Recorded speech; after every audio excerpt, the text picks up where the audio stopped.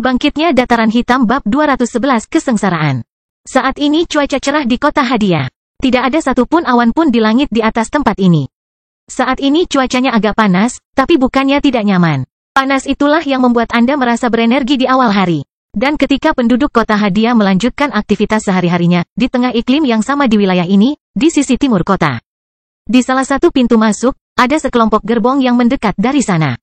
Melihat sekelompok dua gerbong tiba di kota bersama-sama, penjaga lokal yang menjaga tempat itu bahkan tidak tertarik, karena mereka melihat sebagian dari kelompok Mino memasuki kota. Tidak semua kota di dunia spiritual mempunyai pos masuk keluar, seperti di kota kering. Lagi pula, tidak semua penguasa tertarik untuk mengetahui secara pasti siapa yang masuk dan keluar wilayahnya. Seperti dalam kasus Hadiah, banyak penjahat datang dan pergi melalui jalan-jalan kota ini, jadi tidak masuk akal jika ada penghalang masuk yang memeriksa latar belakang setiap pengunjung. Jika penjahat bisa datang dan pergi, siapa yang akan mereka cegah memasuki kota? Orang akan berpikir bahwa para pembela ketertiban dan keadilan akan datang untuk menghancurkan tempat-tempat seperti ini. Tapi itu naif. Tidak ada pahlawan di dunia spiritual. Dan pastinya, tidak ada seorang pun yang akan mengabdikan hidupnya hanya untuk membantu orang lain tanpa menerima imbalan apapun. Bahkan keluarga seperti Davi Muda bahkan membantu populasi standar, selama hal itu tidak merugikan mereka dengan cara apapun. Minos juga seperti itu, dia menentang perbudakan, tapi apakah dia akan melawan sistem ini tanpa mendapatkan imbalan apapun? Tidak, dan dengan kenyataan seperti itu, kota di mana di sana? Cabang-cabang pasar gelap yang bertempat umumnya tidak membatasi masuknya orang ke wilayah tersebut. Tidak perlu, ini akan membuang-buang sumber daya, namun tentunya ada pengawasan dan pasukan lokal yang melindungi tempat ini. Namun hal ini hanya berfungsi untuk menjaga ketertiban dan menjaga tingkat informasi minimum mengenai apa yang terjadi di wilayah setempat. Penjaga lokal yang ada di sana, paling banyak, akan memperhatikan kekuatan dan jumlah orang yang masuk dan keluar kota itu. Dan justru karena itu, Minos pun membagi kelompoknya agar tidak terlalu menarik perhatian saat memasuki tempat ini. Jika dia memasuki kota dengan terlalu banyak orang sekaligus, seperti yang dilakukan Kevin saat meninggalkan tempat ini, dia akhirnya akan menarik perhatian para pemimpin setempat. Dan itu akan berbahaya baginya, yang ingin menyembunyikan kekuatannya untuk saat ini. Sedangkan untuk kelompok-kelompok kecil, seperti yang dibentuk dengan pembagian yang dilakukan oleh Stuart Muda. Tersebar luas kelompok-kelompok seperti itu masuk dan keluar dari Hadiah. Karena itu, Minos diam-diam memasuki kota ini, tanpa menarik perhatian pasukan lokal yang mengawasi dan pintu masuk ke tempat di mana pasar gelap berada. Setelah ini, dia segera memberi perintah tentang apa yang harus dilakukan prajurit di sini. Mereka semua harus keluar melalui kota Hadiah dan mencari 16 sersan yang seharusnya sudah ada saat ini sehingga mereka dapat menerima informasi apapun yang telah dikumpulkan untuk sementara waktu. Mereka mempunyai batas waktu untuk melakukan ini hingga besok ketika mereka bisa bertemu di lokasi yang telah diatur sebelumnya di sisi terpencil Hadiah. Minos tidak mengetahui tempat ini, namun untungnya pengawal temannya, Abi, ikut serta bersama rombongan. Eda sudah pernah melewati kota ini sebelumnya, jadi dia tahu bagaimana sebaiknya sikap Stuart Muda di sekitar sini. Di bagian kota tua, tempat sebagian besar penjahat berada, adalah tempat terbaik bagi mereka untuk berkumpul tanpa menarik perhatian. Lagi pula, seluruh kelompok bajak laut dan bandit melewati tempat-tempat itu, jadi tidak aneh jika lebih dari 40 orang melakukan hal yang sama di sana. Pokoknya langit biru kota Hadiah mulai kehilangan kemegahannya seiring malam perlahan mulai turun. Pergerakan kota berlanjut dengan kecepatan penuh, pada saat yang sama tentara Minos menyebar ke sana, memulai misi yang dilewati oleh Stuart Muda. Saat ini, Minos hanya tinggal bersama dua wanita keluarga Miller saat mereka sedang mencari hotel untuk bermalam di kota ini. Berpergian dengan kereta memang tidak menyenangkan, apalagi harus dilakukan dengan tergesa-gesa, tanpa banyak waktu untuk berhenti dan istirahat selama perjalanan. Meskipun mereka tidak terlalu lelah, kelelahan fisik bukanlah satu-satunya yang ada pada level mereka masing-masing. Pikiran memainkan peran yang sama pentingnya dengan tubuh, membutuhkan istirahat dari waktu ke waktu. Oleh karena itu, bahkan para kultivator yang kuat pun tidak berhenti melakukan hal-hal seperti tidur, bersenang-senang, makan, berhubungan seks, kapanpun mereka punya waktu luang. Semua ini dapat meredakan stres sehari-hari dan membantu orang-orang dalam perjalanan kultivasi mereka. Saat mereka berjalan menuju tempat di mana mereka akan menginap, Minos kemudian menatap gadis berambut biru yang ada di sampingnya lalu berkata sambil menatap matanya. Abi, saat kita menyerang kelompok bajak laut yang menculik Peter, aku ingin kamu dan Nyonya Eda tidak terlibat dan hanya menonton saja. Dia sudah membicarakan banyak hal mengenai misi penyelamatan dengan Abi ini, termasuk fakta bahwa dia yakin Peter sudah tidak ada lagi. Dan karena itu, Minos yakin ketika dia tiba di sini di Hadiah, hal pertama yang harus dilakukan adalah melenyapkan orang-orang dari kelompok Del tersebut. tentu akan lebih mudah mencari informasi tentang kelompok bajak laut dibandingkan keluarga bangsawan yang mungkin membeli Peter muda. Oleh karena itu, sambil memecahkan misteri lokasi sersan muda itu, Minos bermaksud untuk mengurus masalah lainnya. Abi lalu memandang Minos dengan penuh minat dan mengangguk. Dia tahu bahwa temannya ini mungkin ingin menunjukkan kekuatannya kepada mereka berdua karena dia sudah mengajukan tawaran itu sebelumnya. Dan meskipun Abi penasaran dengan kekuatan prajurit Minos dan ingin melihatnya, dia tidak memiliki ekspektasi yang tinggi. Dia sudah mengatakan bahwa dia ingin membantu sebelumnya. Tetapi karena dia memintanya untuk tidak melakukan ini, gadis Miller dapat menghentikan akting Eda, setidaknya sampai tentara mendapat masalah. Saat keadaan berkembang di kota Hadia, di bagian lain kerajaan Cromwell, kelompok Kevin hampir mencapai basis keluarga Chamber yang berada di wilayah ini.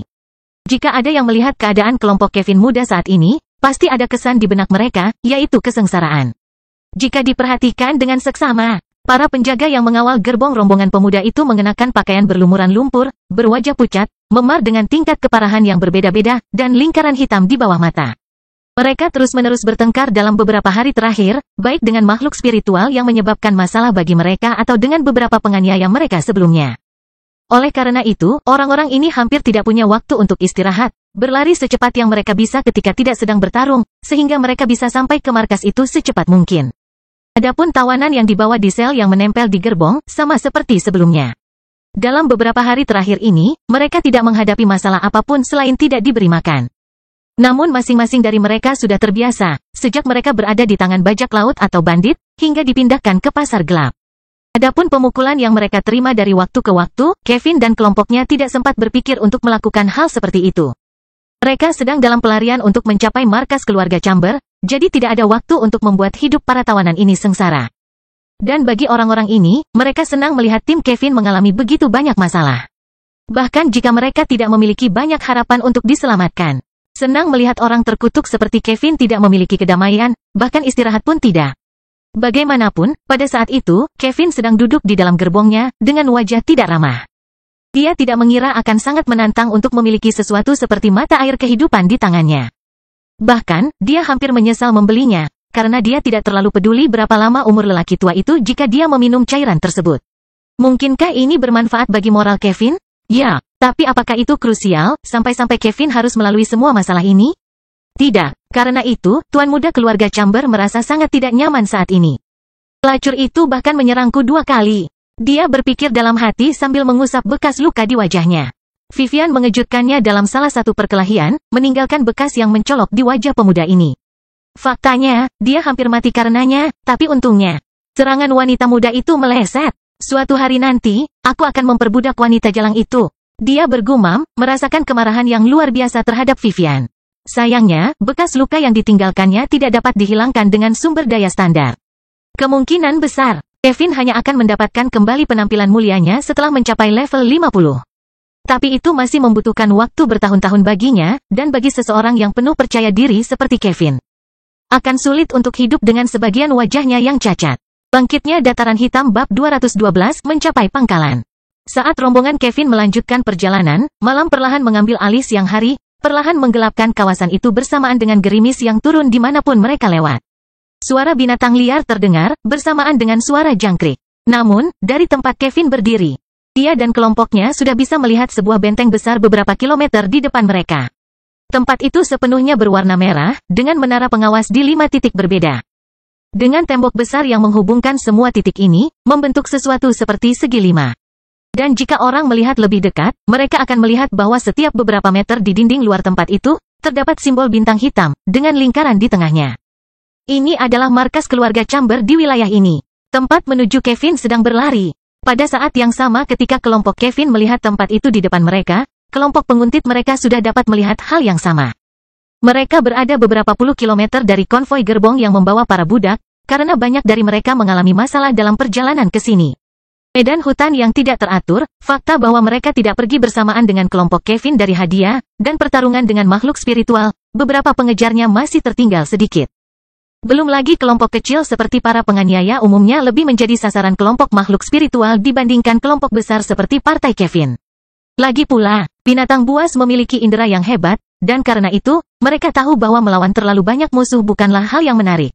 Akibatnya, Para pengejar Kevin memiliki lebih banyak masalah dengan makhluk spiritual di hutan yang mereka lewati dibandingkan dengan tuan muda keluarga Chamber. Bagaimanapun, di antara salah satu kelompok pengejar ini adalah seorang wanita muda dengan rambut coklat, mengenakan baju besi yang terlihat seperti gaun tapi memiliki beberapa tanda pertempuran. Terdapat beberapa noda lumpur di pakaian wanita muda tersebut, sementara butiran keringat terlihat mengalir di dahi wanita tersebut. Dia kemudian melompat dari binatang spiritual yang dia gunakan dalam pengejaran ini, memanjat ke puncak salah satu pohon di tempat itu. Saat dia melakukan ini, seorang pria parubaya menemaninya, berdiri di samping wanita muda itu dalam diam. Pria ini tinggi, tegap, dan mengenakan baju besi metalik, yang memiliki beberapa simbol yang sama dengan baju besi wanita muda yang menemaninya.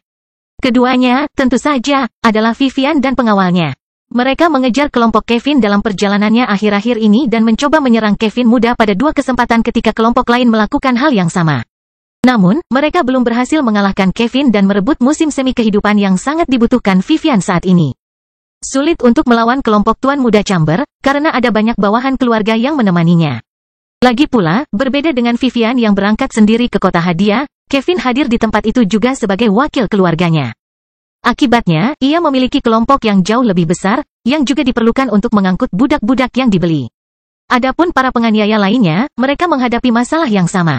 Meskipun beberapa dari mereka adalah perwakilan keluarga bangsawan dan telah pergi ke kota hadiah dengan lebih banyak bawahan, orang-orang lainnya sudah mengangkut tawanannya. Jadi, mereka tidak bisa datang ke sini untuk membantu pengejaran. Mengenai kemungkinan cadangan, mereka semua, termasuk Kevin, menghadapi masalah yang sama. Mereka jauh dari markas keluarga masing-masing, sehingga perlu waktu beberapa hari untuk mendapatkan bantuan dalam hal ini. Akhirnya Vivian merasakan rintik hujan jatuh di wajah halusnya sambil memandangi gedung merah itu, hanya beberapa kilometer di depan tempat mereka berada. Dia kemudian menghela nafas dan berkata, orang malang itu telah berhasil sampai di markas keluarga Chamber. Dari tempatnya berdiri, dia bisa melihat saat kereta Kevin memasuki tempat itu. Melihat itu dan mendengar komentar Vivian, pengawalnya pun bertanya, apa yang akan kita lakukan sekarang, Nona? Di tempat itu, ada raja spiritual. Sayangnya kita tidak bisa. Namun, saat dia sedang berbicara, Vivian tiba-tiba menyela. Aku tahu, mari kita tunggu beberapa hari di sini. Aku ingin melihat apa yang sebenarnya terjadi. Vivian tahu dia tidak bisa masuk ke tempat itu dan mendapatkan apa yang diinginkannya. Namun Kevin juga tidak bisa meninggalkan tempat itu. Kalau tidak, dia bisa diserang dari segala arah. Dan gadis Hayes itu tahu bahwa raja spiritual tempat itu tidak bisa meninggalkan jabatannya begitu saja untuk menemani Kevin kembali ke markas keluarga. Dalam hal ini, Vivian ingin bertaruh pada kemungkinan terjadi sesuatu yang tidak beres pada Kevin, menunggu saat yang tepat baginya untuk mendapatkan barang yang bisa menyelamatkan nyawa teman sekaligus kekasihnya. Ah, Grace, jangan biarkan aku kehilangan harapan, pikirnya sambil memejamkan mata dan memikirkan seorang wanita muda berambut hitam. Saat Vivian memperhatikan benteng keluarga Chamber dari kejauhan, Kevin baru saja keluar dari gerbongnya di dalam tempat yang dikelilingi tembok merah, dengan ekspresi lega di wajahnya. Sesampainya di tempat ini, meskipun dia tidak bisa keluar dari sini untuk sementara waktu, tidak lama kemudian kelompok pengawal dikirim dari keluarga Chamber ke sini. Paling lama, dia harus menunggu 7 hingga 15 hari, dan semuanya akan baik-baik saja. Dia kemudian berjalan ke pintu masuk sebuah gedung besar di mana beberapa pria berjaga dan berkata, alokasikan budakku di tempat yang sesuai dan mulailah pekerjaan disipliner. Tapi jangan meninggalkan bekas pada kedua wanita yang berada di tahap kelima budidaya itu, mengerti? Ya, Tuan Muda, mereka merespons dengan suara saja. Kevin tak mau memanjakan tubuh wanita yang bisa menjadi kualinya. Lagi pula, tidak baik baginya berkultivasi dengan orang yang dimutilasi. Dan setelah mendengar itu, Kevin tersenyum dan menuju ke bagian dalam tempat itu. Pada saat yang sama, para tawanan dibawa keluar dari selnya untuk menerima perawatan yang diberikan oleh keluarga Chamber. Chamber tidak percaya bahwa para tawanan ini akan menerima begitu saja kenyataan baru tanpa benar-benar takut. Oleh karena itu, sebagai penghargaan karena menjadi budak keluarga Chamber, para tawanan baru selalu dipukuli dan disiksa, ditandai dengan tanda keluarga di dahi mereka, sebelum akhirnya memulai perjalanan menuju penaklukan.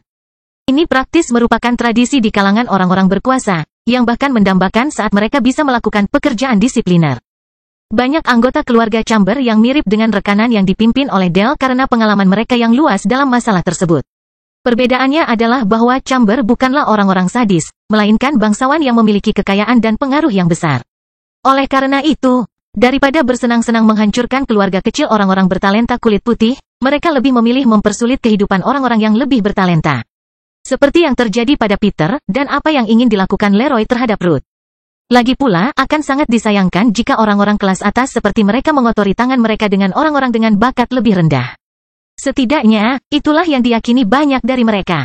Bagaimanapun, setelah beberapa saat, Kevin akhirnya memasuki sebuah kantor, di lantai tertinggi gedung yang dia masuki, sebelum berbicara dengan bawahannya sebelumnya. Tempat itu berpenampilan pedesaan, dengan meja kayu di salah satu sudut, lemari penuh buku-buku tua di satu sisi, dan sofa kulit di tengah ruangan. Selain itu, beberapa peralatan aneh tergeletak di mana-mana sementara seorang pria berotot sedang duduk dalam posisi meditasi di lantai ruangan itu. Orang ini terlihat seperti wanita muda berusia 30-an, tapi tidak diragukan lagi dia jauh lebih tua dari ini. Lagi pula, orang ini bertanggung jawab atas markas keluarga Chamber. Seseorang yang telah mencapai level 51. Pokoknya pria yang matanya terpejam merasakan kehadiran Kevin tak butuh waktu lama dan menghentikan sesi meditasinya. Dia melihat ke arah pemuda yang sudah berada di tengah ruangan, duduk di sofa dan menghela nafas. Pria itu tersenyum mendengarnya dan berkata, "Sepertinya keadaanmu kurang baik, Tuan Muda." "Ah, jangan beritahu aku tentang hal itu. Aku akhirnya mengalami lebih banyak masalah daripada yang kukira, Tuan Jami." "Apa yang telah terjadi?" "Yang terjadi," ucap Kevin sambil mengeluarkan botol kaca yang di dalamnya terdapat cairan berwarna hijau. Melihat hal tersebut, ekspresi ketertarikan Jami yang sebelumnya berubah total ketika akhirnya ia mengerti kenapa Kevin mendapat masalah dalam perjalanan ini. Murid Raja Spiritual yang perkasa ini dengan cepat berkontraksi saat dia melompati botol itu. Bagaimana bisa? Ini adalah musim semi kehidupan. Jami sungguh terkejut melihat benda seperti itu ada di tangan Kevin. Bahkan ayah pemuda ini, kepala keluarga Chamber, mungkin tidak akan pernah memiliki kesempatan untuk mendapatkan barang seperti itu. Tapi inilah Kevin, dengan sumber daya surgawi ini. Ini luar biasa, Tuan Muda. Bangkitnya Dataran Hitam bab 213, musuh bersimpangan jalan. Sementara pria itu memegang botol berisi musim semi kehidupan, dan dengan mata tidak percaya di wajahnya, Kevin sedang duduk di sofa, dengan mata tertutup. Menunggu Raja Spiritual ini pulih dari keterkejutannya. Dan beberapa waktu kemudian, dia mulai menceritakan apa yang terjadi pada hari-hari yang telah berlalu sejak lelang pasar gelap 2 minggu sekali di kota Hadiah. Kevin tidak meninggalkan apapun, termasuk semua rincian orang-orang yang menyerang dia dan kelompoknya di hari-hari sulit yang dia lalui. Setelah beberapa saat membicarakannya, Jami kemudian duduk di kursi berlengan di sebelah tempat Kevin berada dan berkata sambil menatap mata Tuan Muda ini. "Kami akan meminta keluarga untuk mengirimkan Raja Spiritual untuk menemanimu kembali ke markas kami. Selama periode ini, sampai seseorang datang ke sini untuk mengawalmu, Tuan Muda sebaiknya tidak meninggalkan markas ini. Akan sangat merepotkan untuk melakukan perjalanan jauh-jauh ke markas tanpa perlindungan Raja Spiritual. Faktanya, markas besar keluarga Chamber berada jauh dari tempat mereka berada. Sehingga perjalanan ke sana akan berbahaya, mengingat jumlah hari yang dibutuhkan kelompok Kevin untuk melakukan perjalanan jauh." Mendengar ini, Kevin mengangguk setuju tapi tidak berkata apa-apa. Dia tahu dia tidak akan bisa segera kembali ke wilayahnya, tapi itu bukan masalah besar baginya. Tuan Muda dari keluarga Chamber cukup lelah karena hari-hari perjalanan. Dengan beberapa luka di sana-sini, jadi beristirahat paksa selama beberapa hari di tempat ini tidak akan berdampak buruk baginya. Dia juga telah membeli beberapa budak pada lelang 2 mingguan di pasar gelap, jadi dia juga bisa mulai mempersiapkan salah satu dari mereka untuk apa yang akan terjadi selanjutnya. Kedua tawanan yang berpotensi menjadi kuali Kevin tidak memiliki kondisi fisik untuk melakukan aktivitas seperti itu, sehingga ia harus memberi mereka sedikit waktu untuk pulih. Dan itu bukan hanya karena penampilan mereka berdua saat ini. Namun, tentu saja Kevin tidak ingin memiliki kuali yang tidak menarik. Dia pasti akan menuntut agar mereka memuaskannya dengan penampilan mereka juga, bukan hanya energi spiritual yang akan tersedot ke dalam budidaya pemuda itu. Namun yang lebih penting dari penampilan adalah kultivasi. Dalam budidaya ganda, sisi kuali memerlukan banyak energi spiritual di tubuhnya agar sisi lain dapat mencuri energi tersebut. Jika kualinya habis, budidaya ganda tidak akan banyak membantu orang yang menggunakan jenis latihan ini. Dengan begitu, jika Kevin ingin berlatih dengan salah satu dari dua wanita ini, pertama-tama dia harus mengizinkan mereka berkultivasi lagi, setidaknya untuk memulihkan energi mereka masing-masing. Setelah itu, dia secara bertahap bisa mulai menghisap kultivasi dari salah satu wanita ini, yang akan menyebabkan dia meningkatkan kekuatannya sekaligus melemahkan sisi lainnya secara terus-menerus. Secara alami, seiring dengan terus berkembangnya kuali, sehingga menunda dampak buruk dari budidaya ganda. Mungkin diperlukan waktu beberapa tahun agar budidaya satu orang dapat sepenuhnya diserap oleh orang lain, dan kembali ke level 0.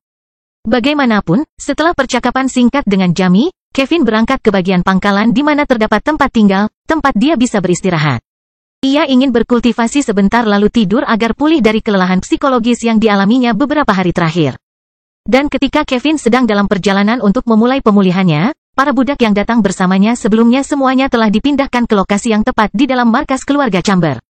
Ada bagian basement pangkalan dengan banyak sel dan sedikit penerangan. Satu-satunya penerangan datang dari pintu besar di belakang gedung yang dimasuki Kevin. Namun selain gelap, tempat itu juga memiliki beberapa sel yang tersusun di 4 titik berbeda. Sementara 2 koridor memisahkannya, bersilangan di tempat yang terdapat batang kayu besar di tengahnya. Beberapa borgol yang menempel di tanah terlihat di tempat itu, sedangkan ujung lainnya dari benda ini melambangkan lengan dan kaki seorang pria. Dia memeluk batang tubuh, berlutut di lantai, dan ekspresi kesakitan di wajahnya, menggigit bibir saat dia berusaha untuk tidak menangis kesakitan. Pada saat yang sama, ada seorang pria dengan pakaian penjaga keluarga Chamber, beberapa meter dari tawanan itu diikat untuk ganti baju, memegang cambuk besar, yang memiliki banyak paku logam di salah satu ujungnya. Setelah mendapat cambukan lagi di punggungnya, tawanan berambut hitam yang terjebak di tempat itu tidak bisa lagi menahan suaranya saat dia menjerit kesakitan. Hal ini bergema di benak lebih dari 50 budak yang berada di tempat itu, menyaksikan penyiksaan ini, sambil menunggu giliran masing-masing. Sementara beberapa orang gemetar ketakutan, saat ini Joey sudah berada di samping tubuh Peter yang tak sadarkan diri, menunggu gilirannya. Peter telah melalui penyiksaan cambuk, terbaring tak sadarkan diri, memperlihatkan punggungnya yang hancur kepada siapapun yang ingin melihatnya. Penampilannya sangat mengerikan. Punggungnya berdarah, dan sepertinya ada sepotong daging giling di dalamnya, bahkan tidak terlihat seperti potongan tubuh manusia. Wajahnya pucat, dengan tetesan darah mengalir dari mulut Peter muda. Pukulan itu tidak mudah, dan semakin kuat tingkat kultivasi salah satu tawanan ini, semakin banyak waktu pendidikan yang harus mereka tanggung. Jeritan lain terdengar saat satu orang lagi mencapai bagasi itu, hampir tidak bisa menahan cambukan kedua yang diterimanya. Waktu berlalu dengan cepat, dan hari baru telah tiba di kota hadiah. Dan sementara Peter dan beberapa tawanan lainnya menderita di tangan para penjaga keluarga Chamber.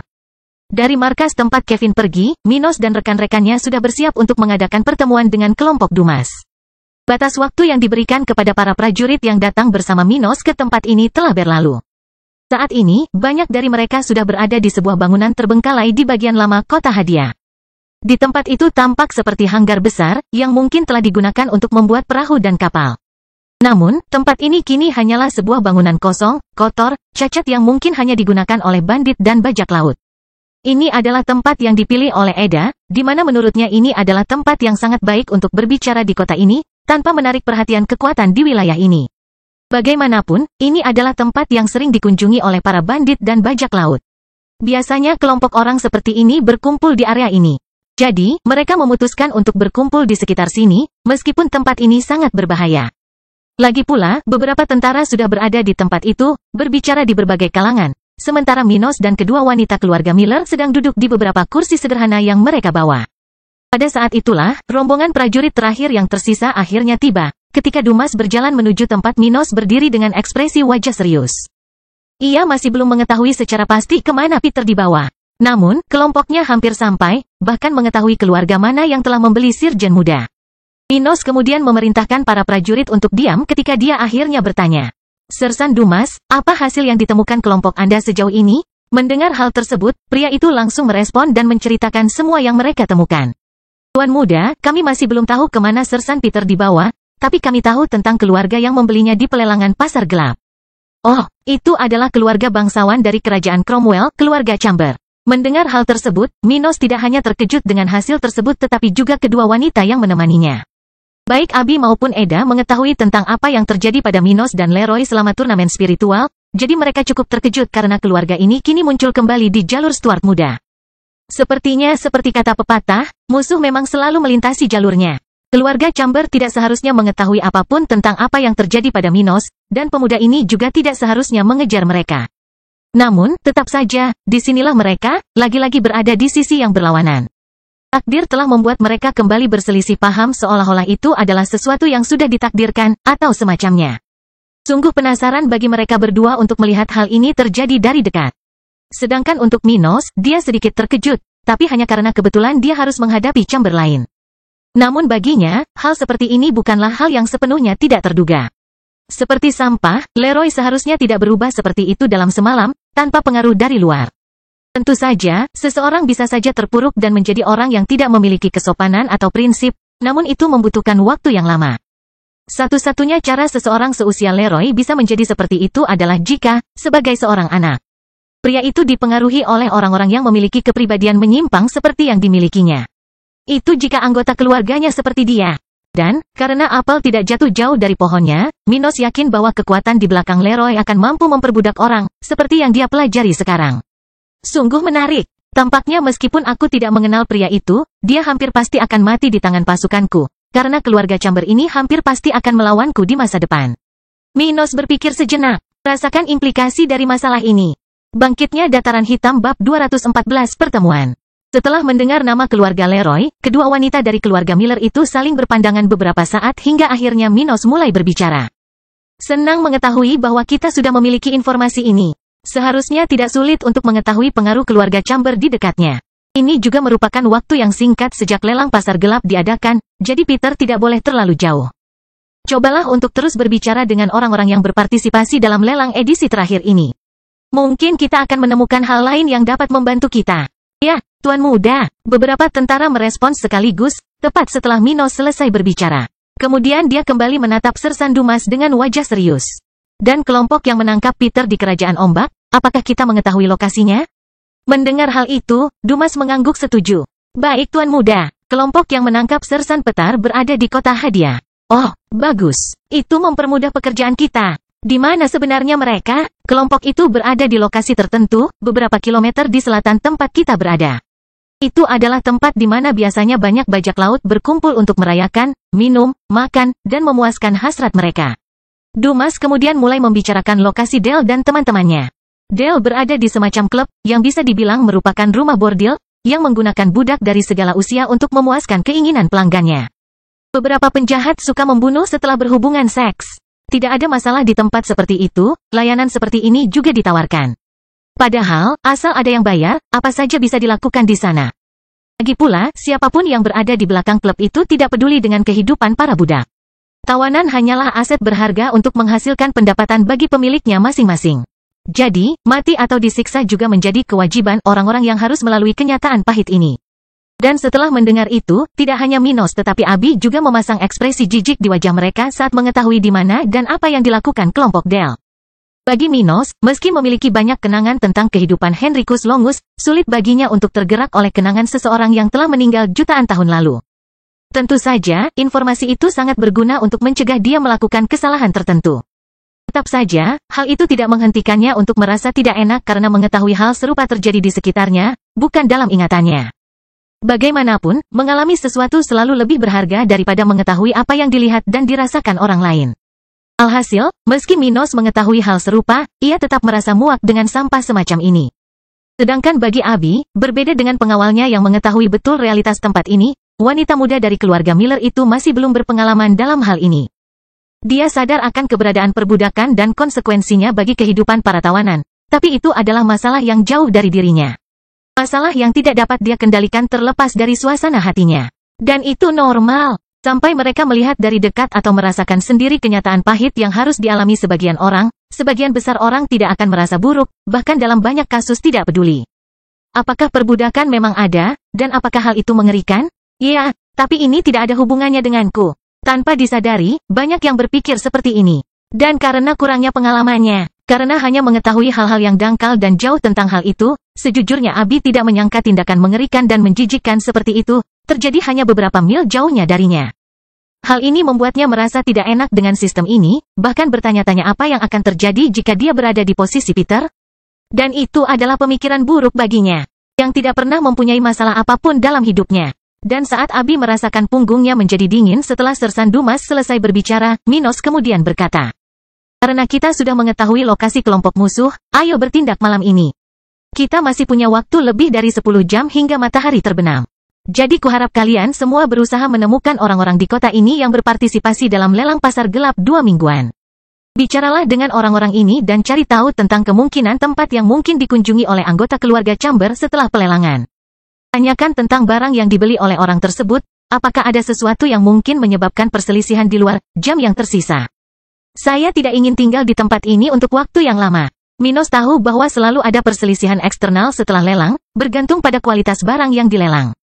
Dan dia sendiri telah melalui pengalaman semacam ini, ketika Darrell mengejarnya untuk mendapatkan pedang tingkat rendah kelas 2 yang dia beli di kota maritim. Oleh karena itu, jika hal seperti itu terjadi pada pembeli budak yang dimiliki Peter, pencarian keberadaan sersan muda itu mungkin akan menjadi lebih mudah. Minos kemudian menutup matanya sejenak dan menyelesaikannya. Akhirnya, saat matahari terbenam, saya ingin kalian semua menuju ke lokasi yang dilaporkan Sersan Dumas tadi. Kami akan memulai penyerangan segera setelah ini terjadi. Kami akan menyerang tempat itu dan memastikan semua orang dengan tato segitiga merah terbunuh. Sedangkan yang lainnya, bunuh mereka semua, ya, Tuan Muda. Setelah itu, kelompok tersebut segera bubar, dengan lebih dari 50 sersan dari tentara dataran hitam, berangkat untuk memenuhi misi yang diberikan oleh Minos. Tidak sulit melacak keberadaan Peter. Tetap saja, mereka harus bergegas agar tidak melewatkan petunjuk terbaru, sehingga membuat misi ini menjadi sulit. Dibandingkan investigasi kematian Darrell dan 3 penyelidik keluarga Silva yang terbunuh di kota kering, keberadaan Peter jauh lebih mudah ditemukan. Lagi pula, meskipun Minos selalu berusaha menutupi jejaknya, karena dia tidak ingin menarik perhatian ke dataran hitam, hal ini sangat berbeda bagi Kevin. Semua orang tahu bahwa keluarga Chamber adalah kekuatan yang menggunakan budak dan juga merupakan salah satu organisasi bangsawan berpengaruh di kerajaan Cromwell. Dengan itu, orang-orang dari keluarga ini tidak perlu menyembunyikan jejak mereka setelah hanya berpartisipasi dalam lelang pasar budak 2 minggu sekali. Akibatnya, tanpa mereka menyembunyikan gerakan mereka, menemukan seseorang dengan informasi berguna untuk kelompok Minos tidaklah rumit.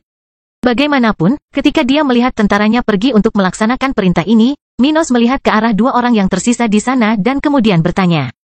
Nyonya Eda, adakah hal menarik yang bisa dilakukan di tempat ini sambil menunggu matahari terbenam? Wanita parubaya itu kemudian menggelengkan kepalanya dan menjawab. Satu-satunya hal yang bisa menarik perhatianmu adalah pasar gelap. Ada banyak barang yang dijual di sana, tapi aku ragu kamu bisa menemukan banyak hal yang menarik perhatianmu di sana.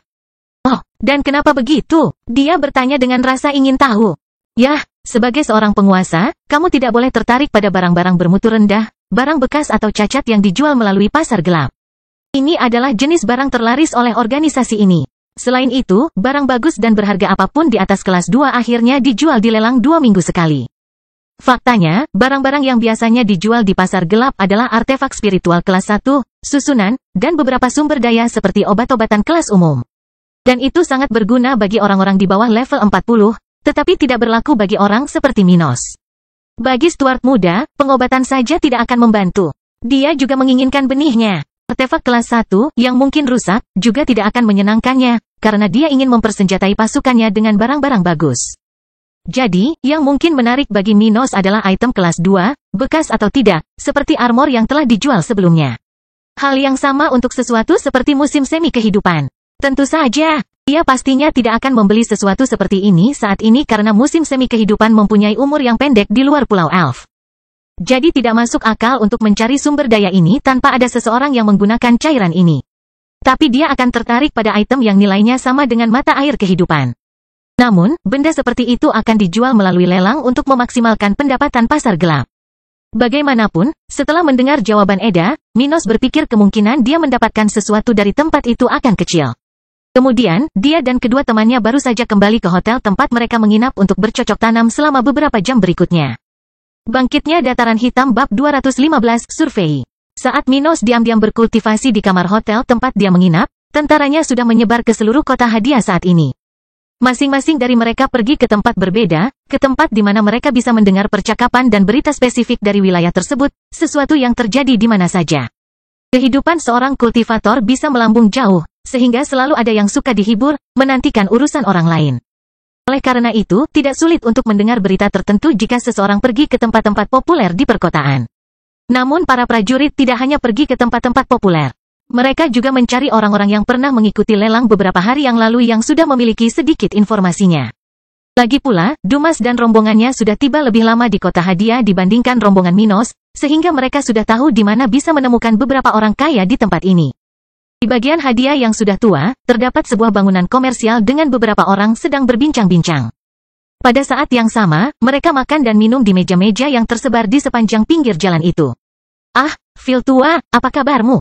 Aku baik-baik saja. Maksudku, aku tidak lebih buruk dan tidak lebih baik. Seorang lelaki tua berkata kepada orang yang menanyakan pertanyaan itu kepadanya. Oh, yah, kurasa itu yang terbaik. Setidaknya keadaanmu tidak bertambah buruk. jika kamu cukup beruntung memiliki barang seperti yang dijual beberapa hari lalu di lelang 2 mingguan. Orang yang bertanya tadi menyesal mengingat kabar yang didengarnya beberapa jam yang lalu saat pulang dari seminggu bekerja di luar wilayah itu. Jangan bahas itu lagi, nak. Hal seperti ini bukan untuk orang biasa sepertiku. Aku sudah pasrah untuk bisa hidup 50 tahun lagi, kata lelaki tua itu, dengan ekspresi tenang di wajahnya. Aku mengerti, tapi... Dan ketika rombongan itu terus berbicara, tiba-tiba ada seseorang yang menghampiri mereka sedikit demi sedikit, hingga akhirnya dia bertanya dengan sopan. Tuan, bisakah Anda memberitahu saya tentang barang yang dijual di lelang ini? Saya baru saja tiba di kota, dan saya penasaran mendengar percakapan Anda. Oh, seorang pengunjung ya, tidak masalah membicarakannya, beberapa hari yang lalu. Sementara itu, di bagian lain kota, sekelompok 3 pria mengenakan baju besi dengan jenis yang sama, yang membawa lambang salah satu keluarga bangsawan kerajaan Cromwell. Tempat mereka berada tampak seperti toko pandai besi, tempat Anda dapat membeli dan memperbaiki artefak spiritual. Ketiga pria itu berbicara di samping rak kaca yang berisi berbagai jenis senjata, seperti pisau, kapak, busur, del. Mereka tampak sibuk dengan suatu masalah, berbicara seolah-olah ada masalah besar yang baru saja muncul. Saudaraku, apa yang akan kita lakukan? Bahkan jika pemuda di keluarga Chamber itu berasal dari mata air kehidupan, dia mungkin sudah berada di markas regional keluarganya. Tidak ada gunanya bagi kita untuk pergi ke sana. Orang yang tampaknya paling bungsu dari ketiganya mengatakan ini sambil memperhatikan yang lain. Setelah mendengar pertanyaan pria ini, salah satu dari mereka setuju. Memang benar, pada saat itu, kecuali Kevin adalah seorang idiot dan meninggalkan markas barat laut keluarga Chamber. Tidak ada yang bisa mengambil barang itu darinya. Benar, kalau saja kita tetap berada di pelelangan sampai akhir. Yang lain, yang masih belum mengatakan apa-apa, mengeluh. Mereka telah meninggalkan pelelangan lebih awal pada hari itu, jadi baru 2 hari kemudian mereka mengetahui tentang Spring of Life yang dijual kepada Kevin. Dan ketika mereka sedang berbicara di sana, seorang pria mendekati mereka dan berkata, "Teman-teman, saya baru di kerajaan Cromwell. Bisakah Anda membantu saya mengambil beberapa petunjuk?" Mendengar hal itu, salah satu dari mereka bertanya, "Mungkin, kita tidak mengetahui keseluruhan kerajaannya, tapi aku yakin jika berbicara tentang wilayah di mana kita berada." "Oh, kemana?" "Rekan bisnis saya mengalami masalah selama perjalanannya, dan dia berada di dekat markas keluarga Chamber di wilayah ini." "Tahukah Anda di mana ini?" "Oh, tidak jauh. Kamu hanya perlu..." Waktu berlalu dengan cepat, dan matahari segera melintasi seluruh cakrawala. Perlahan-lahan berganti dengan malam dan meninggalkan gambaran indah langit oranye bagi siapapun di hadiah untuk melihatnya.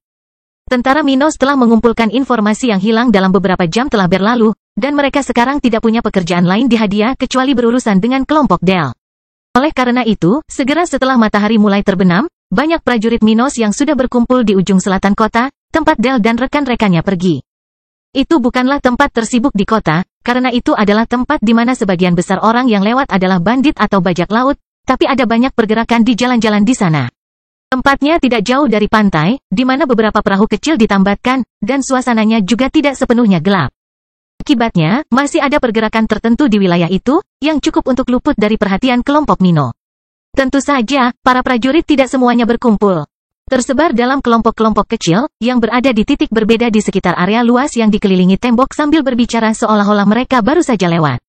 Mereka sudah tahu bagaimana melanjutkan operasi ini, jadi kelompok itu hanya menunggu saat yang tepat untuk menyerang tempat itu setelah sinyal Minos. Adapun kapan itu akan terjadi, Stuart muda hanya menunggu sampai hari benar-benar gelap, mengurangi kemungkinan munculnya penonton yang tidak diinginkan. Lagi pula, meskipun para kultivator dapat menggunakan energi spiritual untuk melihat lebih baik dalam kegelapan, hal itu hanya akan terjadi jika seseorang berupaya untuk melakukannya. Lalu, jika seseorang tidak memperhatikan mereka, mengidentifikasi kelompoknya atau mengamati tindakan Minos akan jauh lebih sulit di malam hari dibandingkan siang hari. Bagaimanapun, ketika lebih dari 50 tentara bersiap untuk menyerang tempat yang dikelilingi tembok itu, di sisi selatan kota Hadiah, di dalam tempat itu, kelompok Del menikmati hidup, sesuai keinginan mereka.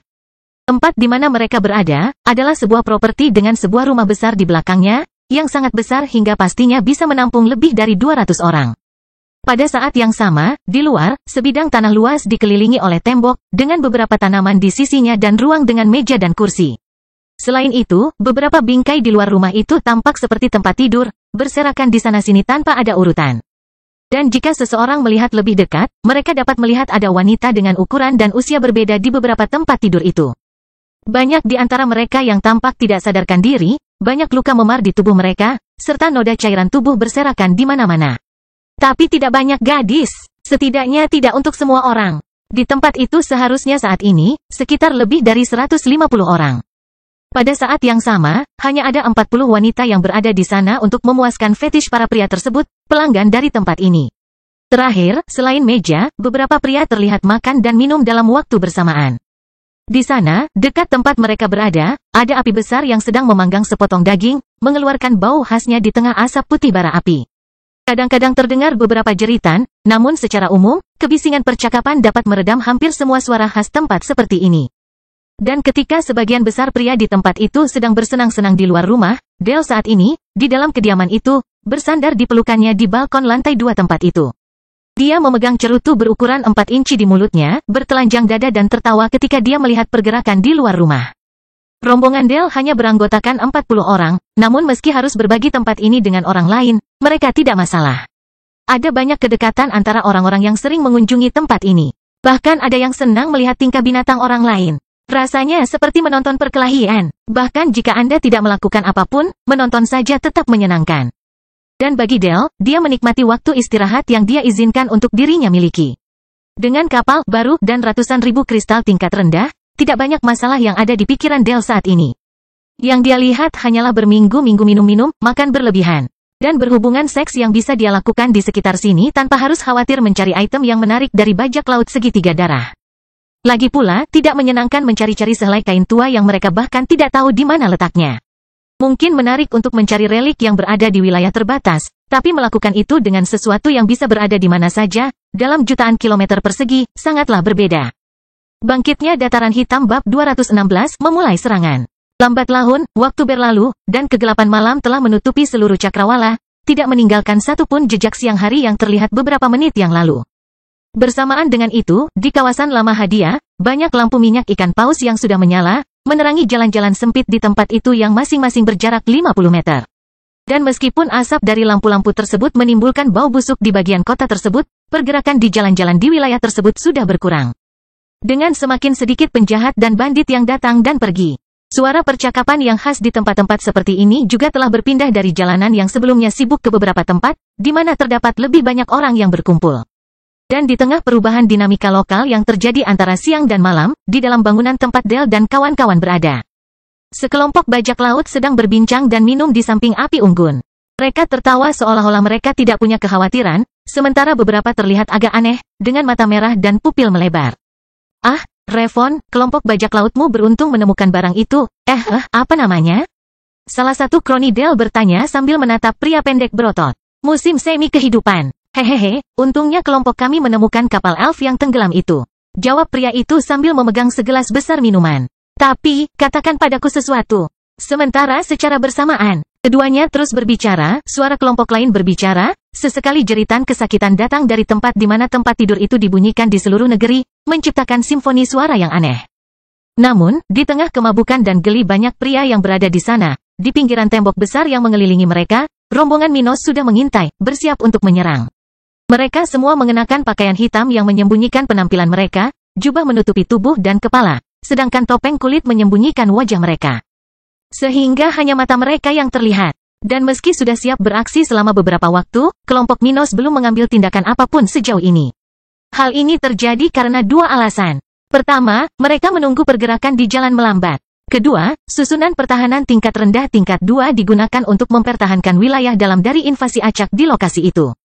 Untuk alasan pertama, Minos dan perusahaan dapat bertindak kapan saja. Tapi mengenai yang kedua, kecuali mereka menghancurkan susunan itu, tidak mungkin memasuki tempat itu.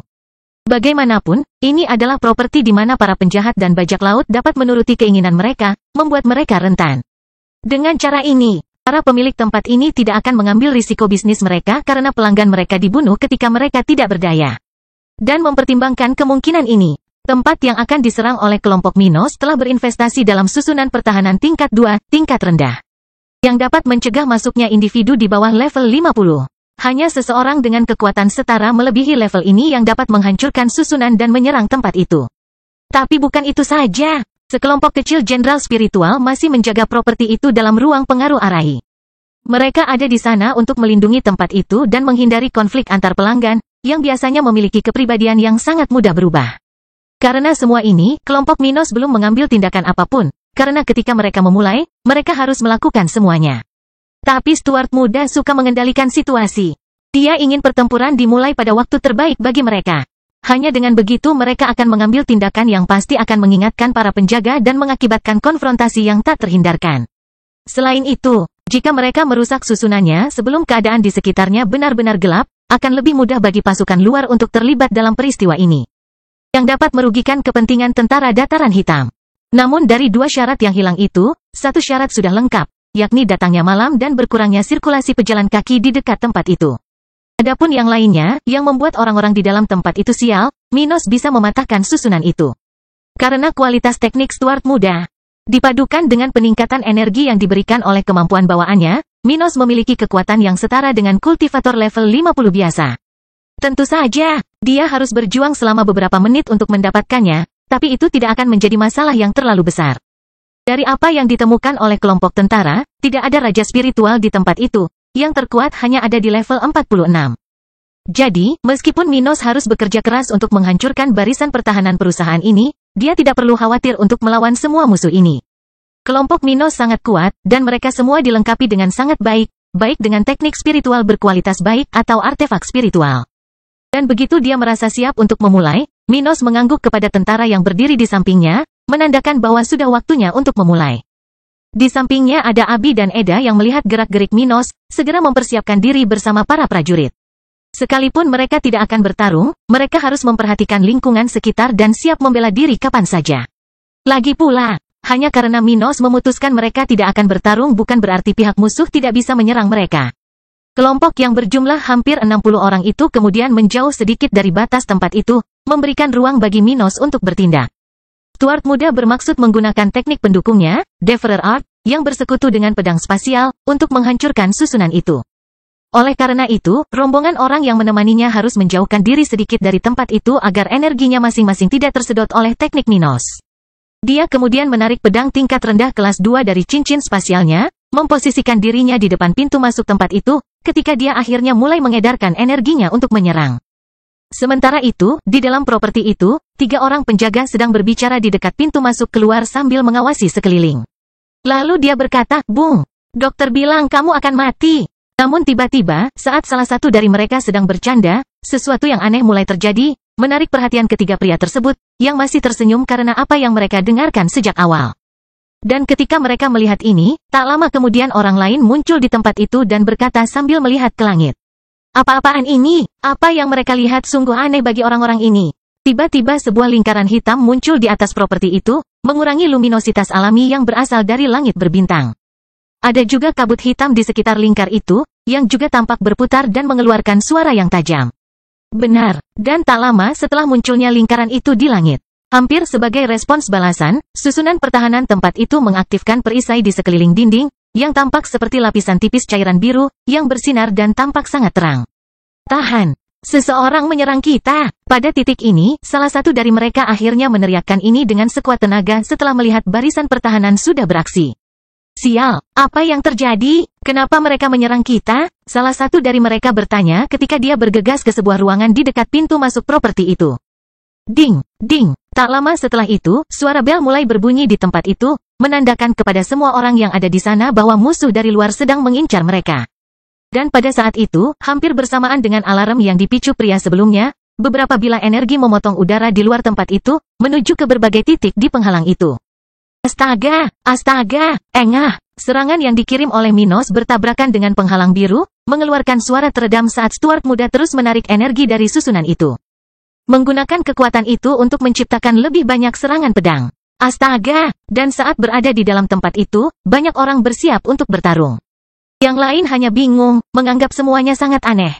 Di luar, ada sekelompok hampir 60 orang yang ditempatkan di berbagai titik di sekitar sana, siap untuk masuk segera setelah Minos menghancurkan penghalang pertahanan.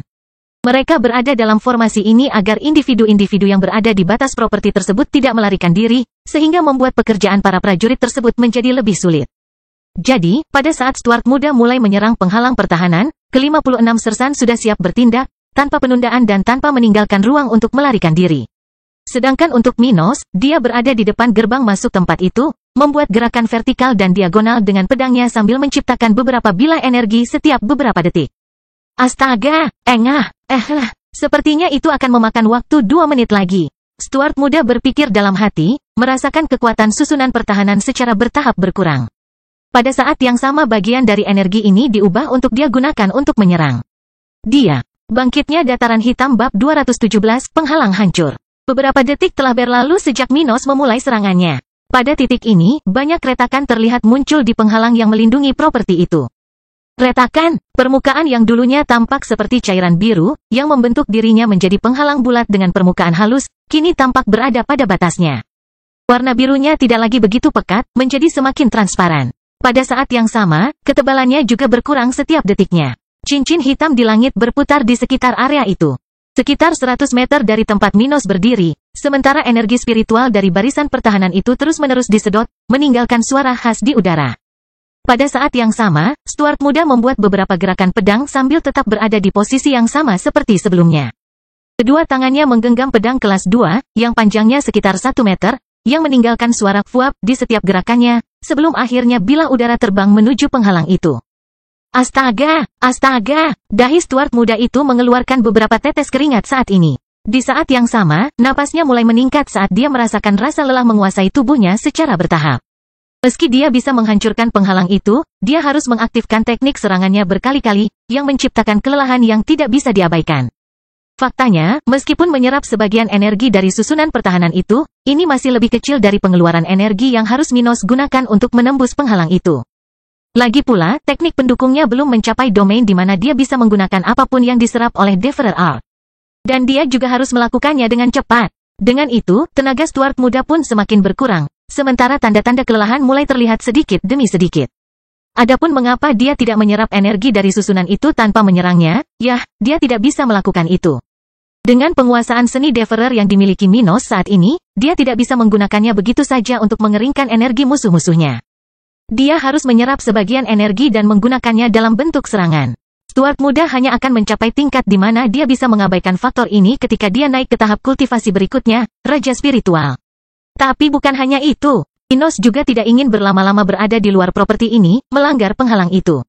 Bahkan jika dia sudah menguasai seni Devourer, dia tetap tidak akan menggunakannya sendirian. Di dalam properti itu, mereka bisa bertarung tanpa harus berkomitmen. Namun, di luar, di tengah salah satu jalan kota, siapa yang tahu siapa yang muncul di sini? Mungkin sekutu dari orang-orang itu, atau mungkin seseorang yang akan mengejar mereka. Seseorang tidak bisa memiliki banyak keamanan yang mengekspos diri mereka di tengah-tengah tempat umum ini. Oleh karena itu, Minos ingin menghancurkan penghalang itu dengan cepat. Mengakhiri memasuki tempat itu dan menyelesaikan urusannya dengan lebih diam-diam. Kemudian, Stuart muda berusaha sekuat tenaga untuk memenuhi bagian kecil dari misi ini. Retakan! Dan ketika retakan tumbuh dari berbagai titik penghalang besar yang menutupi tempat itu, orang-orang di dalam area itu menjadi semakin tegang dengan apa yang terjadi. Semuanya dimulai secara tiba-tiba. Sekarang susunan pertahanan tingkat rendah tingkat 2, yang seharusnya mampu menghentikan bahkan orang berlevel 49 untuk menghancurkannya. Akan segera hancur, retakan. Setiap kali pedang yang dikirim oleh Minos menyentuh penghalang kebiruan itu, hati para penjaga di properti ini gemetar ketakutan. Yang bisa mereka pikirkan saat ini hanyalah Raja Spiritual sedang menyerang mereka. Karena itu, orang-orang itu gemetar ketakutan. Bagaimana mereka bisa melawan seseorang setingkat itu? Apakah mereka akan mengemis untuk hidup mereka? Apakah mereka akan diampuni? Mereka semua memiliki pertanyaan-pertanyaan ini jauh di dalam hati mereka. Tapi siapakah orang ini? Pria yang bertanggung jawab atas keamanan malam ini bertanya dengan keras, tampak terkejut dan sangat pucat. Kami hanyalah kultivator di level 45 dan 46. Jadi mengapa monster seperti itu ada di sini? Dia bertanya-tanya, merasa menggigil di punggungnya. Dan sementara para penjaga setempat berseru ragu-ragu karena ketakutan, banyak penjahat di tempat ini sudah mulai memperhatikan situasinya. Ada di antara mereka yang masih dalam pengaruh obat-obatan yang tersedia di lokasi tersebut, bahkan ada pula yang tertidur. Namun kebanyakan dari pria tersebut adalah orang-orang yang terbiasa tidur dengan satu mata terbuka untuk menghindari kejutan. Akibatnya, meski mereka merayakannya di tempat ini, beberapa di antara mereka masih tetap curiga. Mereka segera mulai mempersiapkan diri ketika menyadari sedang diserang. Bagaimana situasinya? Mengapa ada orang yang menyerang tempat ini seperti itu? Salah satu preman yang lebih khawatir berteriak ragu karena dia sudah memegang kapak besar yang berkarat. Aku juga tidak tahu, tapi menurutku seseorang di sini pasti dikejar oleh orang yang menyerang kita.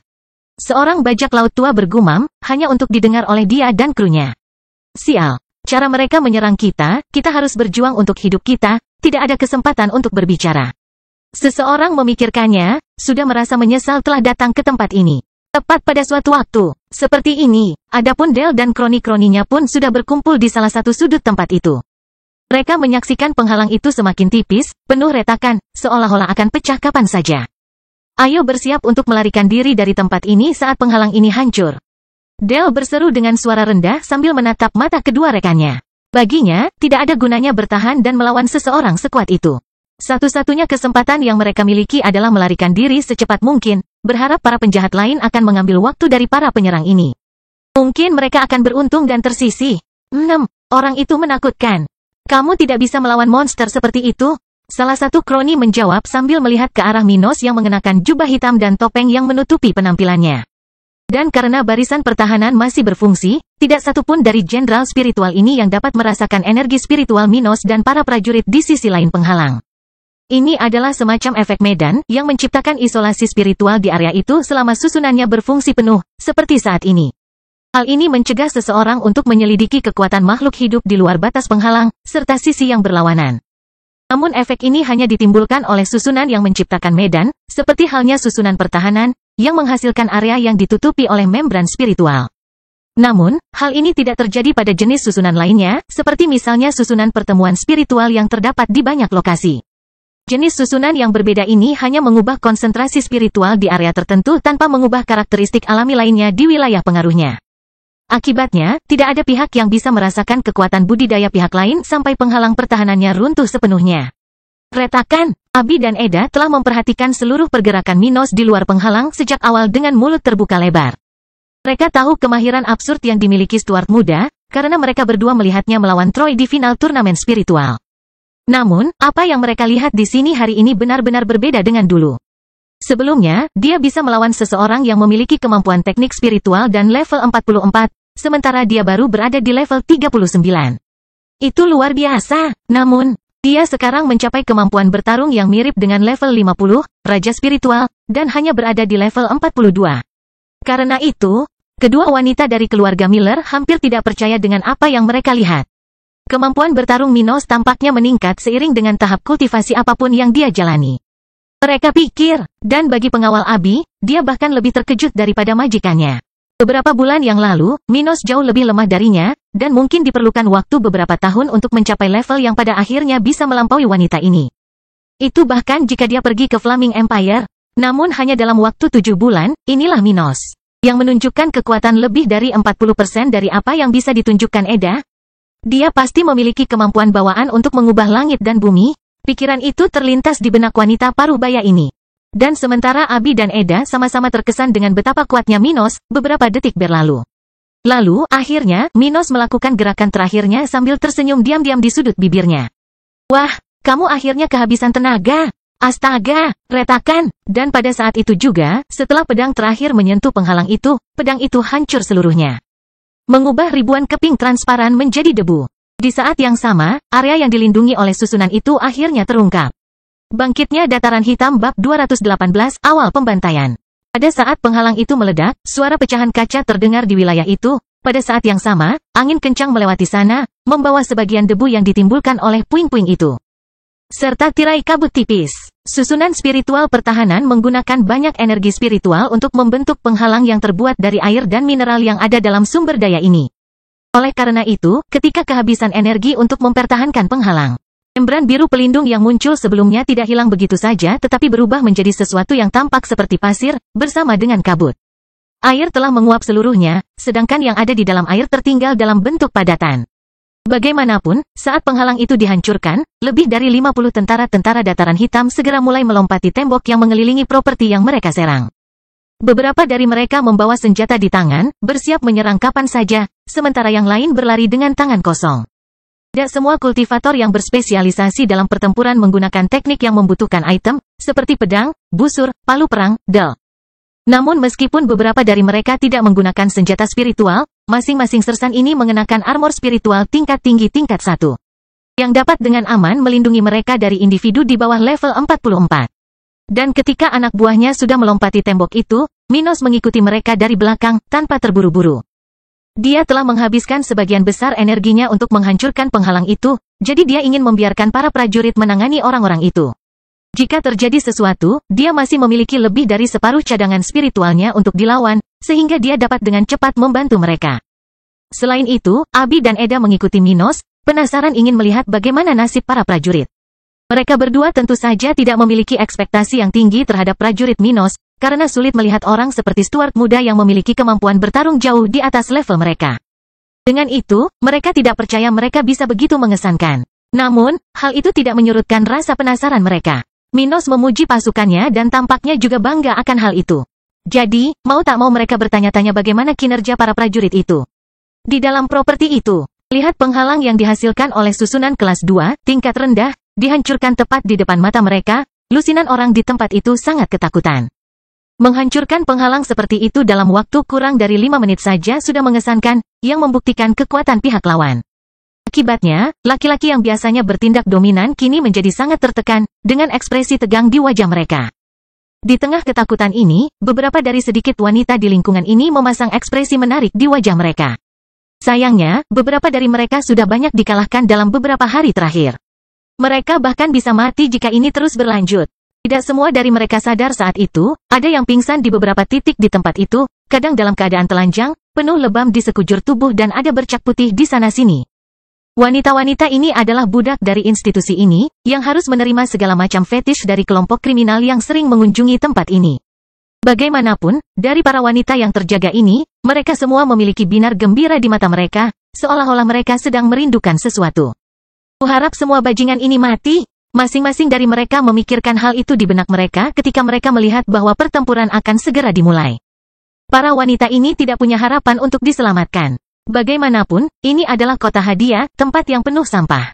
Oleh karena itu, sangatlah naif jika mereka berpikir bahwa mereka akan diselamatkan. Ini mungkin balas dendam seseorang, tidak ada hubungannya dengan mereka.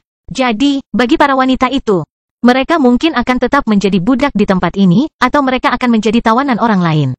Dengan itu, mereka tidak memikirkan tentang kebebasan, melainkan untuk mendapatkan sedikit kepuasan pribadi, jika mereka bisa melihat para bandit yang melanggar mereka.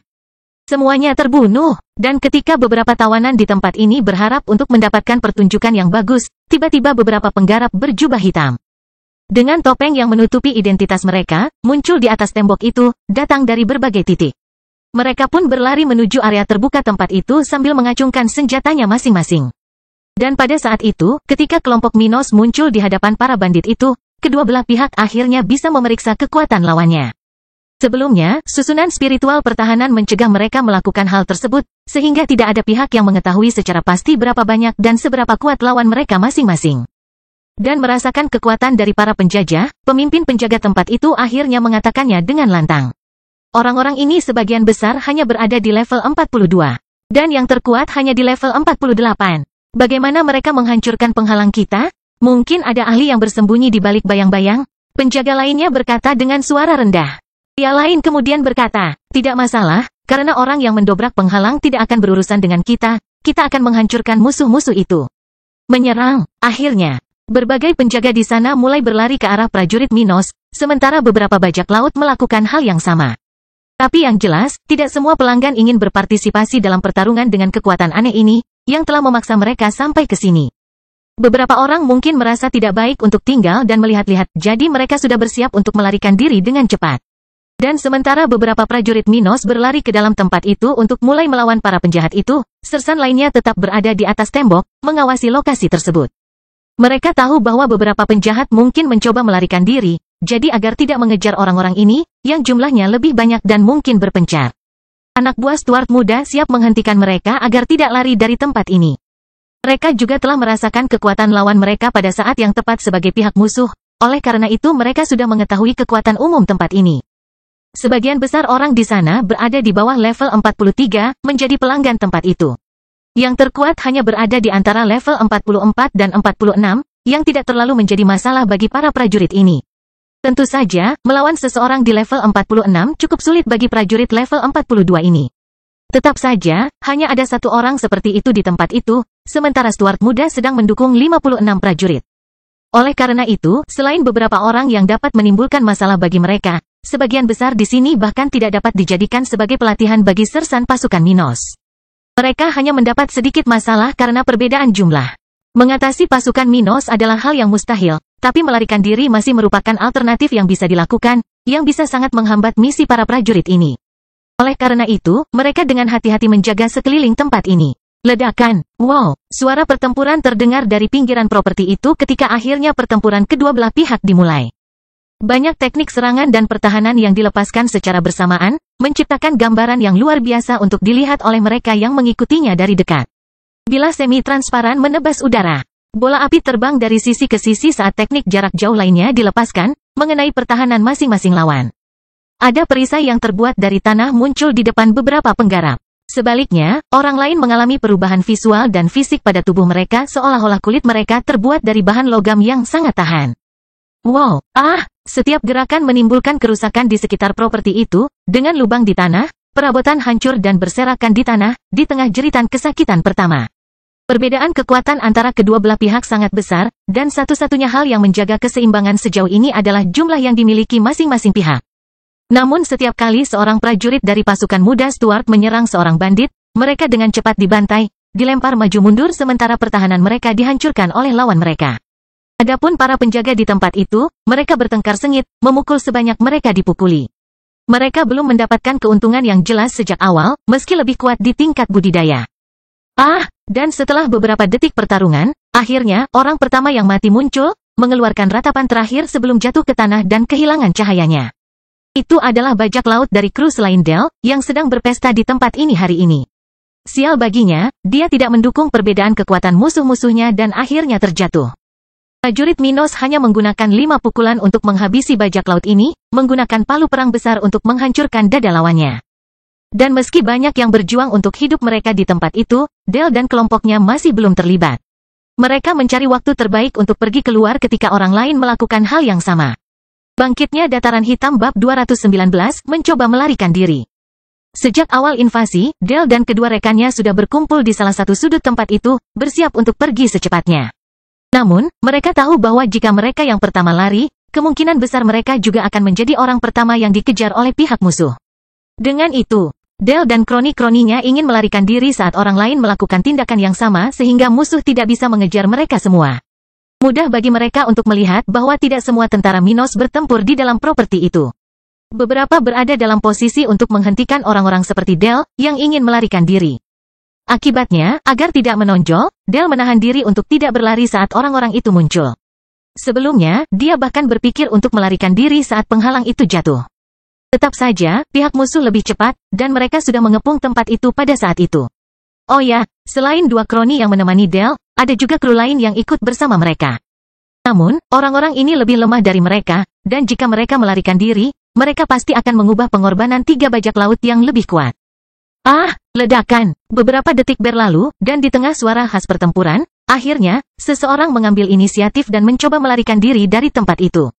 Pemandangan di tempat itu semakin menakutkan setiap detiknya, dengan tentara Minos yang membantai banyak penjahat tersebut. Setiap prajurit tampaknya sekuat seseorang di level 45, dan ada banyak dari mereka yang menyerang pada saat ini. Dengan ini, keputusasaan mencapai pikiran para penjahat yang belum memasuki pertarungan, takut terbunuh di tempat. Persetan, pertarungan tidak ada artinya. Seorang pria jangkung, kuat dengan rambut pendek, berpikir dalam hati sambil berlari menuju salah satu dinding tempat itu. Dan melihat hal ini, tidak hanya rekan Del tetapi individu lain yang berada di sana saat ini, mulai bergerak secara bersamaan sambil memiliki kilauan yang luar biasa di bagian belakang mata mereka. Ini adalah kesempatan yang telah ditunggu-tunggu oleh banyak dari mereka, kesempatan untuk menggunakan pengorbanan agar berhasil melarikan diri dari tempat ini. Pada saat yang sama, dengan lebih dari 40 tentara dari tentara Dataran Hitam bertempur di dalam area yang dikelilingi tembok, Minos, Abi, dan Eda berdiri di atap rumah itu dari sebelumnya. Dengan tenang menyaksikan pertarungan tersebut. Bagi Eda dan Abi, sejauh ini pertarungan ini benar-benar terbuka. Mereka terkejut melihat kemahiran bertarung dari masing-masing prajurit itu sehingga meskipun tidak sebagus Minos, mereka masih bisa menjadi yang terbaik di level mereka. Bahkan di dalam keluarga bangsawan di wilayah tersebut, sepertinya mereka semua dilengkapi dengan teknik kelas hitam. Tapi itu sudah diduga. Eda berpikir sendiri, teringat perpustakaan umum kota kering. Jika ada tempat seperti itu di kota Minos, di mana setiap warga negara bisa mendapatkan teknik tingkat biru. Maka Minos pasti membagikan teknik tingkat hitam kepada prajuritnya, dan meskipun dalam keluarga bangsawan di wilayah tersebut, para penggarap terbaik melatih teknik dengan tingkat yang sama. Ini hanya di antara mereka yang merupakan anggota asli keluarga tersebut, bukan bawahan, seperti dalam kasus Eda. Jadi, Eda sangat tertarik dengan kebenaran tentang pasukan Minos. Sedangkan untuk Abi, dia merasa prajurit bertalenta biru ini bisa sekuat dia. Mungkin bertarung secara individu, dia akan memiliki peluang lebih besar untuk menang melawan orang-orang ini. Tapi itu hanya karena dia telah berlatih sejak usia dini dengan teknik setinggi itu.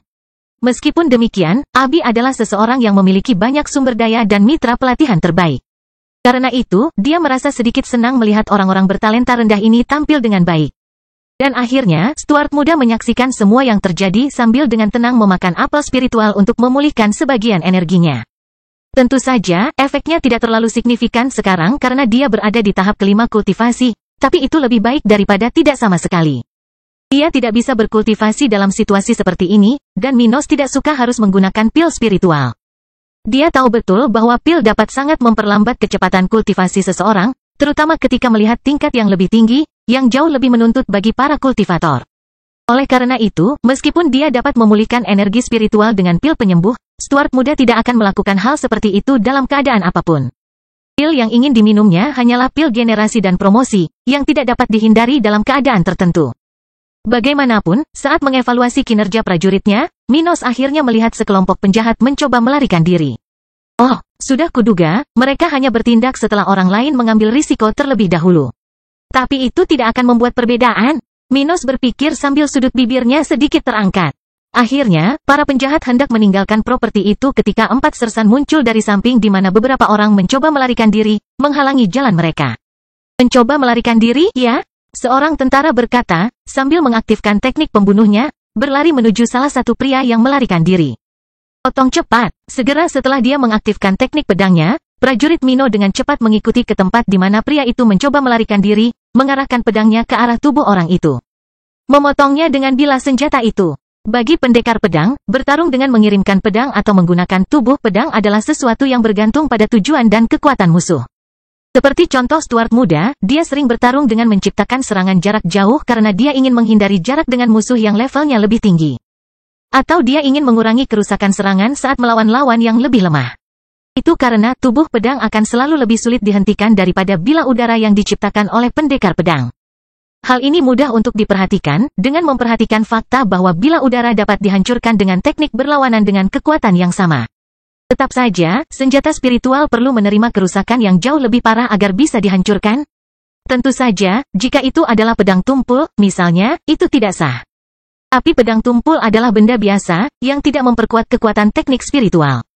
Lalu, dalam hal ini, seorang petarung tidak perlu khawatir akan luka yang berlebihan ketika menggunakan tubuh pedang untuk menyerang lawan. Lagi pula, karena semua itu, prajurit ini telah menggunakan tubuh pedang tingkat tinggi kelas 1 miliknya, langsung pada musuh itu.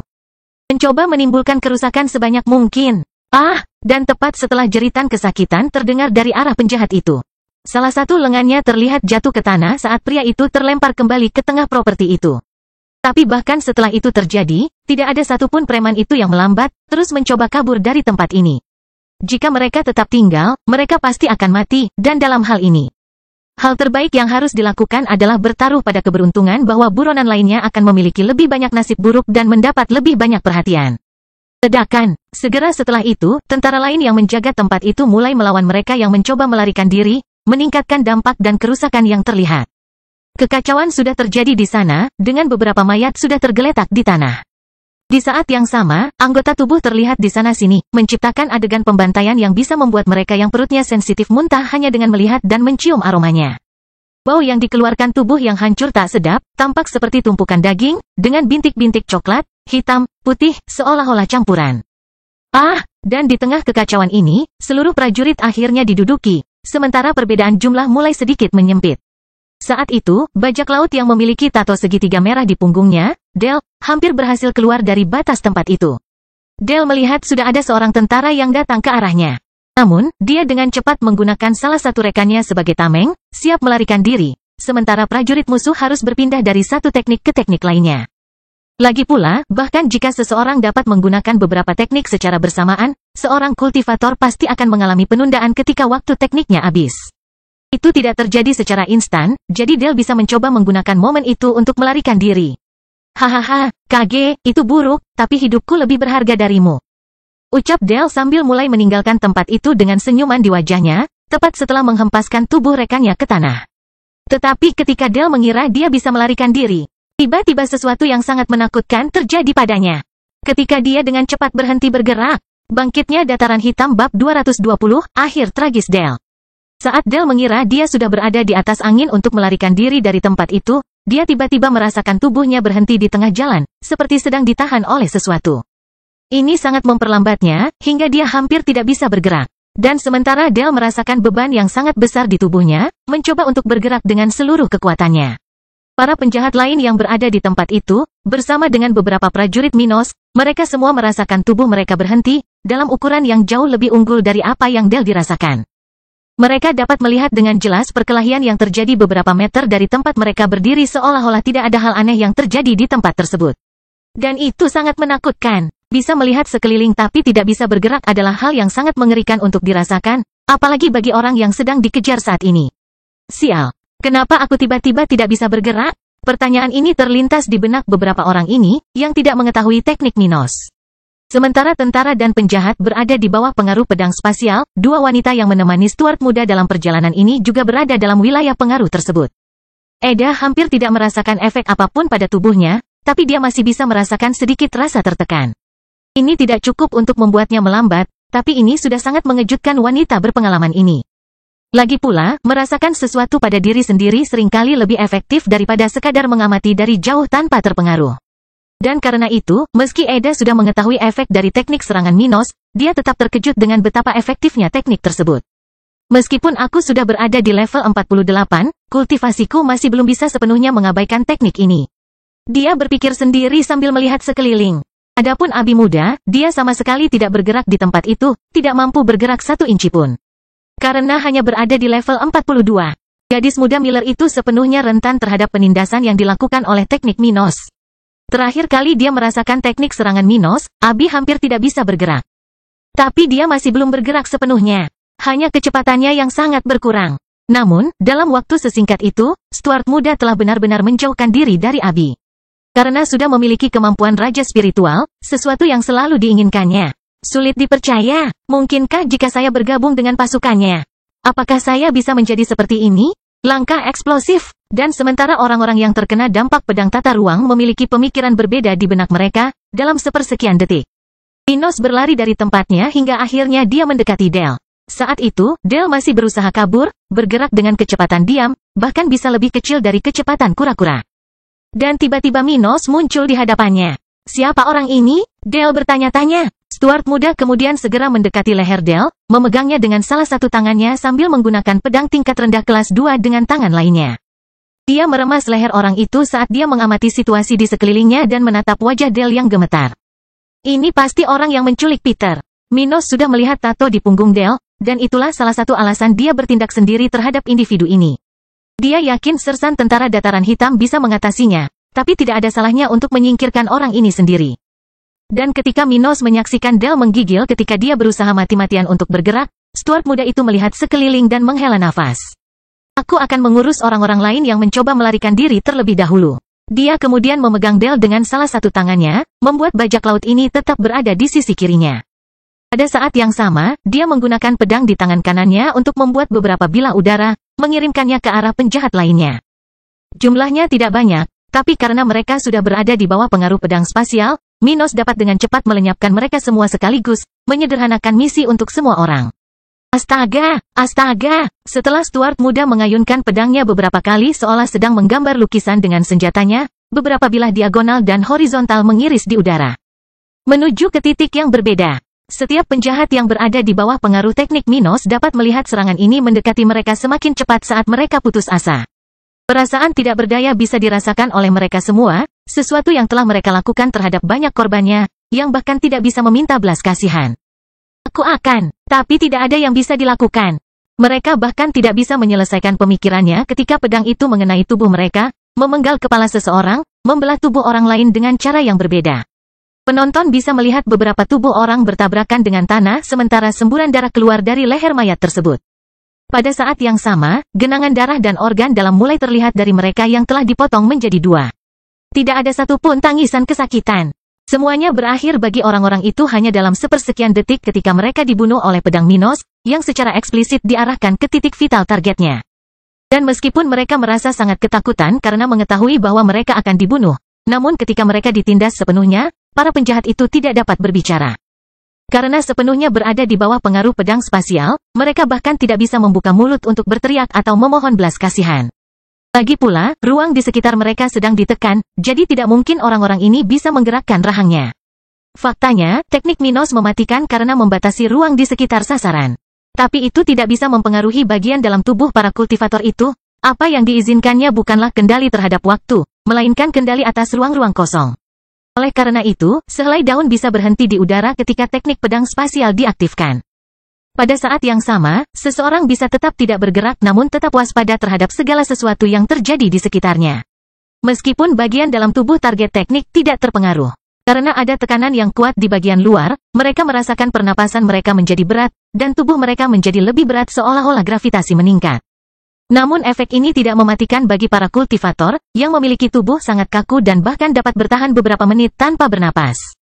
Bagaimanapun, setelah lebih dari 1 detik, Minos telah membunuh semua penjahat yang berada dalam ruang pengaruh tekniknya, hanya menyisakan Del. Abdevir Del yang dipegang tangan kiri Minos tidak tahu apa yang terjadi. Dia membelakangi para penjahat lainnya, karena dia adalah yang paling maju dalam upaya melarikan diri sebelumnya. Namun, bajak laut ini bisa merasakan ada yang tidak beres. Tiba-tiba pemuda yang menahannya melancarkan begitu banyak serangan sehingga Del bisa merasakan kekuatannya dengan sangat baik. Meskipun dia berada di bawah pengaruh pedang spasial, hal ini tidak menghentikannya untuk merasakan fluktuasi energi di sekitarnya. Oleh karena itu, dia segera merasakan kekuatan luar biasa dari setiap bilahnya, yang bahkan dapat membunuh pembudidaya level 48 secara instan. Kotoran, apakah orang ini yang menghancurkan penghalang itu?